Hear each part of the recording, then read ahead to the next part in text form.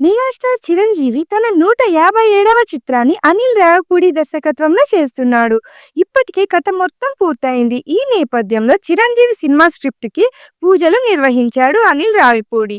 సింహాచలం శ్రీ వరాహ లక్ష్మీ నృసింహస్వామిని ఆయన ఆదివారం దర్శించుకున్నాడు. చిరంజీవి హీరోగా తాను తీయబోయే చిత్రానికి సంబంధించిన స్క్రిప్ట్‌ని స్వామివారి సన్నిధిలో పెట్టి పూజలు నిర్వహించారు.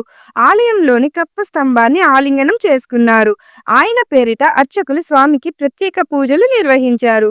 మెగాస్టార్ చిరంజీవి సినిమాతో 2026 సంక్రాంతికి మళ్లీ ప్రేక్షకుల ముందుకు వస్తున్నామని దర్శకుడు అనిల్ రావిపూడి తెలిపారు. ఈ సినిమాకు సంక్రాంతి అల్లుడు అనే టైటిల్ ని పెట్టాలని చూస్తున్నారట. ఈ సందర్భంగా దర్శకుడు అనిల్ రావిపూడి మీడియాతో మాట్లాడుతూ వెంకటేష్ హీరోగా ఈ ఏడాది సంక్రాంతికి వస్తున్నాం సినిమా బిగ్గెస్ట్ హిట్ సాధించడం చాలా ఆనందంగా ఉంది. ఇక చిరంజీవి గారితో చేయనున్న సినిమాకి సంబంధించిన కథని సిద్ధం చేసుకునేందుకు వైజాగ్ రావడం జరిగింది. వైజాగ్ ని సెంటిమెంట్ గా భావిస్తాను. ఇక్కడ నా సినిమాలకు సంబంధించిన కథలు రాసుకుంటాను. ఆ స్క్రిప్ట్లను శ్రీ వరాహ లక్ష్మీ నరసింహస్వామి సన్నిధిలో ఉంచి పూజలు నిర్వహించడం సెంటిమెంట్ గా భావిస్తాను. చిరంజీవి గారితో తీసే సినిమా ఫ్యామిలీ ఎంటర్టైనర్ గా ఉంటుంది. రౌడీ అల్లుడు ఘరానా మొగుడు రేంజ్ లో చిరంజీవి గారిని ఈ చిత్రంలో చూస్తారు. ఒక నెల మొత్తం స్క్రిప్ట్ వర్క్ పూర్తవుతుంది. మే ఆఖరిలో లేదా జూన్ మొదటి వారంలో షూటింగ్ ప్రారంభిస్తాను అని తెలిపారు. అనిల్ వరుస హిట్లతో స్టార్ డైరెక్టర్ గా రాణిస్తున్న సంగతి తెలిసిందే.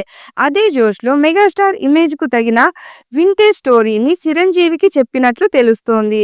ఈ సినిమాతో ఎలాగైనా హిట్ కొట్టడం ఖాయమని వీరిద్దరు స్ట్రాంగ్ గా నమ్ముతున్నారు. ఇక ఈ సినిమాలో హీరోయిన్ కోసం చాలా మందిని అనుకున్నారట.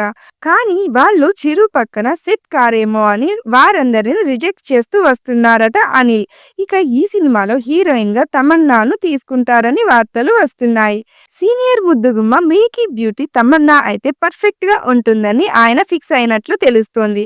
పైగా చిరు పక్కన ఇప్పటికే ఆమె 2 సినిమాల్లో మెరిసింది. ఇందులో హీరోయిన్ పాత్ర ఇంపార్టెంట్ కూడా బాగుంటుందని, ఈ క్రమంలోనే తమన్నాతో చిరంజీవి చేస్తే సినిమాకు మరింత ప్లస్ అవుతుందని ఆలోచనలో ఉన్నాడట. ఇక సినిమా కోసం ఆమె గ్రీన్ సిగ్నల్ ఇవ్వడమే మిగిలి ఉందని టాక్ వినిపిస్తోంది. వాల్తేరు వీరయ్య తర్వాత చిరంజీవికి హిట్ పడలేదు. దాంతో సంక్రాంతి అల్లుడు సినిమా మీద భారీ అంచనాలే పెట్టుకున్నారు ఫ్యాన్స్. ఈ సినిమా హిట్ అయితే 300 కోట్ల దాకా కలెక్ట్ చేయడం ఖాయం. మరి ఈ సినిమాతో చిరు ఎలాంటి రికార్డ్స్ క్రియేట్ చేస్తాడో చూడాలి.